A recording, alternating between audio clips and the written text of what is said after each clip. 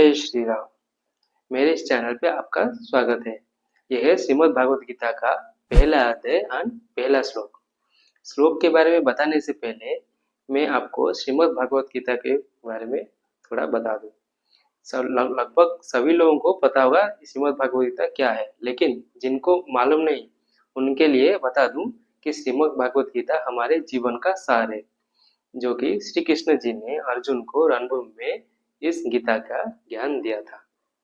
तो चलिए हमारे पहले श्लोक में युधिष्ठिर उवाच धर्मक्षेत्रे कुरुक्षेत्रे समवेता जुजुष्टव मामकः पांडवाश्चैव किं कुर्वत संजय। जब महाभारत युद्ध शुरू होने वाला था, महर्षि वेदव्यास जी हस्तिनापुर आए थे। उन्होंने महाराज धृतराष्ट्र जी को दिव्य दृष्टि देने का प्रस्ताव रखा, जिसके कारण वो महाभारत युद्ध देख सकते थे। लेकिन महाराज ने बोला, मैं तो बचपन से अंधा हूँ, आप मेरे सारथी संजय को ये दिव्य दृष्टि दे दीजिए, जिसके कारण वो अपना पास्ट, प्रेजेंट एंड फ्यूचर देख सकते थे। तो महाराज ने संजय को बोला कि कुरुक्षेत्र नामक धर्म क्षेत्र में मेरे और पांडु के पुत्र युद्ध की इच्छा से एकत्रित होने के बाद क्या किया। इधर धृतराष्ट्र जी के पुत्र मोह को दर्शाता है। पांडव उनके पुत्र समान थे, लेकिन उन्होंने पांडव को कभी अपना पुत्र नहीं माना।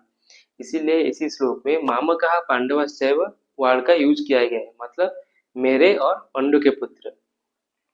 और आप ये भी देख सकते हैं इस श्लोक में स्टार्टिंग में दो वर्ड का यूज किया गया है, धर्म क्षेत्रे कुरुक्षेत्रे। मतलब कुरुक्षेत्र एक धर्म भूमि है, ये देवताओं का तपभूमि है। इधर धर्म और अधर्म दोनों उपस्थित थे। धर्म की ओर से पांडव और अधर्म की ओर से कौरव उपस्थित थे।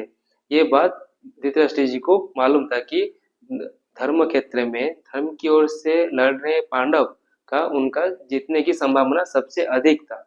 ये बात धृतराष्ट्र जी को मालूम था, लेकिन वो अपने पुत्र मोह के कारण अपने आंखों की तरह अपने मन से भी अंधे हो गए थे। उन्होंने अपने पुत्रों की लाखों बुराइयों को भी नजरअंदाज कर दिया था। जैसे कि हमारा मन ये पसंद नापसंद और फीलिंग्स के लिए काम करता है, यह हमारे फ्यूचर डिसीजन लेने के लिए समर्थ नहीं है। धृतराष्ट्र जी ने गांधारी से शादी किया था, जो कि पहले देख सकती थी, लेकिन शादी के बाद उन्होंने भी अपने आंखों पर पट्टी बांध लिया। और गांधारी हमारी वही बुद्धि है जो कि न्याय अन्याय करती है, भेदभाव करती है और समझने की शक्ति रखती है और निष्पत्ति लेने की भी शक्ति रखती है।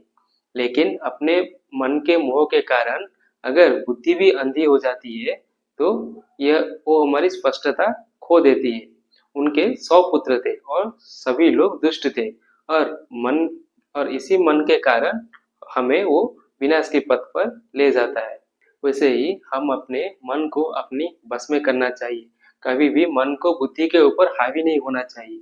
मन को अपनी जगह पे रखना, उसको सही डायरेक्शन देके हमको उन्नति के पथ पर ले जाने के लिए बुद्धि को मजबूत होना पड़ेगा। तभी जाकर हम अपने अंदर चल रहे महाभारत युद्ध को रोक सकते हैं। जय श्री राम।